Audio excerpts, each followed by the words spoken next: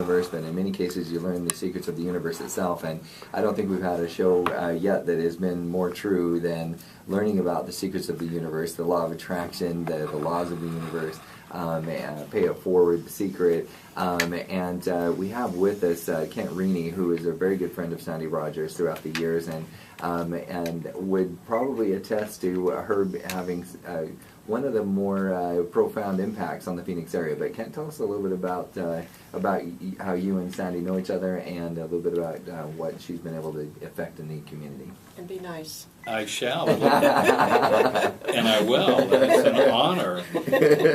I feel some trepidation from Sandy. No, this is a GP audience, so I'm going to be good. But Sandy and I have been friends for 12 years. Mm-hmm. And I knew her from the peripheral for the first few years. I was like, who is this woman? I mean, she must have a twin sister or triplets around town, because everywhere I looked, there was Ask Sandy Rogers. So finally I picked up the phone and I said, hi Sandy, I'm Kent Reaney. And you know what she said? I know who you are. And I was like, oh my gosh, she knows who I am. And we've never spoken before, but she keeps her eyes and ears connected, not only with herself, but with all the strategic partnerships that she works with. They talk to each other, they feed each other, they nourish each other. And she is a giver. That's one of the things I love about Sandy. When she said she could help me network and help brand my name here in the greater Phoenix area, she really gave me a lot of good advice. Didn't even ask for a penny. Wow. No. Look at that. Now, see, that's part of the pay it forward that I talk about. Sure. Yeah. It's a great ingredient, believe me. It makes a nice, now I won't use the word fluffy, but a very enjoyable cake. What are you talking about?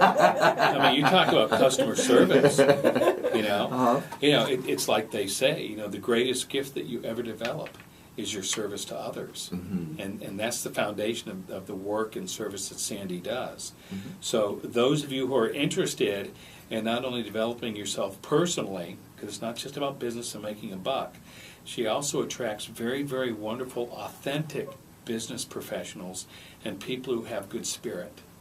Yes. So she is very, very picky about those who she allows into her sphere of influence. Mm-hmm. And that's a real attraction for me, because that's how I've run my companies over the last 40 years. 40 years, believe it or not.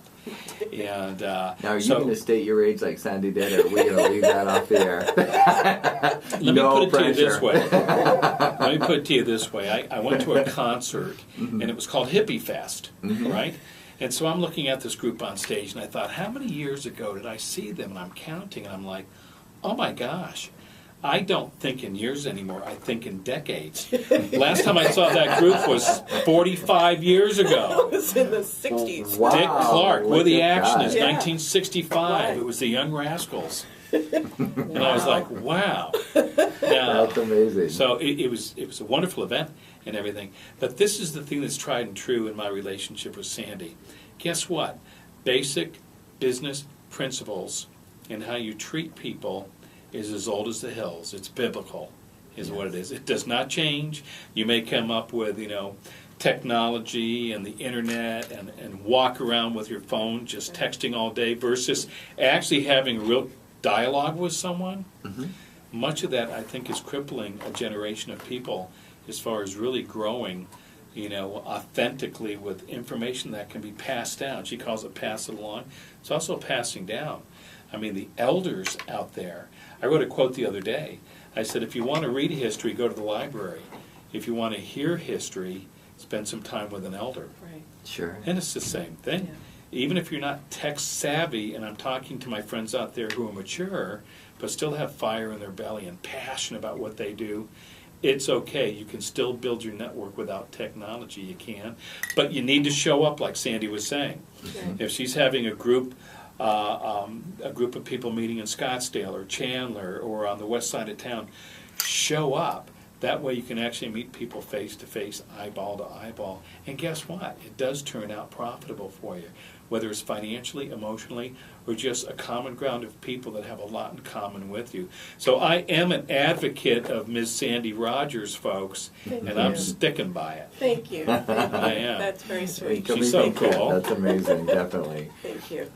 One of the things that I neglected to mention, one of the accomplishments and products that Sandy has is the 5-year journal. Is that the correct name of the of the book? Tell us a little bit about the 5-year journal.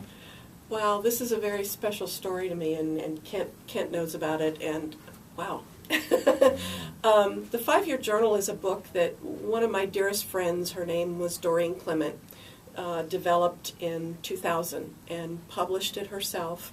And it's a book where you can journal daily, 3 lines a day, for 5 years. It's a beautiful book. It's a hardbound book. It's got quotes in it. I mean, it's a treasure is what it is. And Doreen did that all on her own long before there were self-publishing the way that we know it today. She actually paid for and had 10,000 copies of this book printed, and it's a hardback leatherette cover with a gold emboss on it. So I mean, it was no small. It's a beautiful piece of it. It's a beautiful piece. And in 2004, Doreen got very ill, and really very ill, and it took all her wealth away. As that happens sometimes. And sadly, that illness